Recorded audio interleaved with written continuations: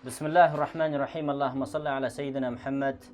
Peygamberimiz sallallahu aleyhi ve sellem 12 сентябрь күні осы сәуірге көтерілген болатын.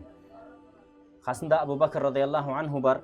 Жол деген ол уақытта өте бір қиын, тасты, тікенді, сондай қиыншылықпенен көтерілетін жол болған. Бүгін күні жол жасап қойған, соның өзінде біз бір сағаттан астам уақытта әзер көтеріліп отырмыз осы жерге. Содан Пейғамбарымыз саллаллаху алейхи ва салламның аяқтары тілім болып, ақыр аяғында жүре алмай қалғаннан Абу Бакр радиаллаху анху көтеріп Пейғамбарымыз саллаллаху алейхи ва салламды осы жерге жеткізген болатын.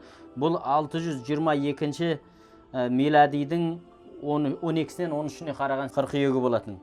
Хижридан алдыңғы Пейғамбарымыз саллаллаху алейхи ва салламның пайғамбарлық жылымен есептейтін болсақ, пайғамбарлық жылдың 14-ші жылы 27-ші сафар айы болатын. Яғни күннің ыстық мезгілдерінде Пейғамбарымыз саллаллаху алейхи ва саллям осы жерге көтерілген.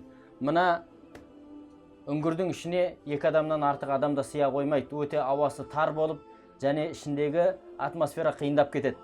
Мына жердегі тесіктерді Абу Бакр радиаллаху анху киімін жыртып бітеп, киімі жетпеген жерге аяғын салып, ішінен жылан шаян шығып қалмасын деп Пейғамбарымыз саллаллаху алейхи ва салламды асырап сақтаған болатын.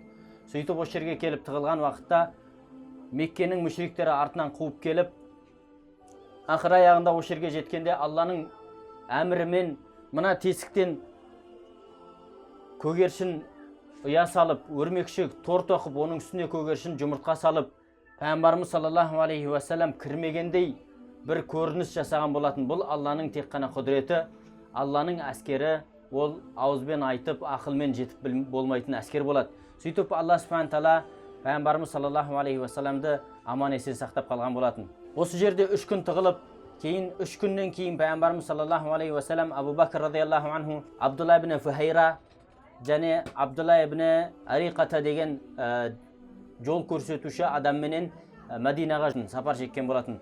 Сол тығылған 3 күн жатқан үңгірі осы Сәур шамамен 2 километр биіктікте орналасқан. Қазір біз көтеріліп Пейғамбарымыз саллаллаху алейхи ва саллям өзі болған үңгірде отырмыз.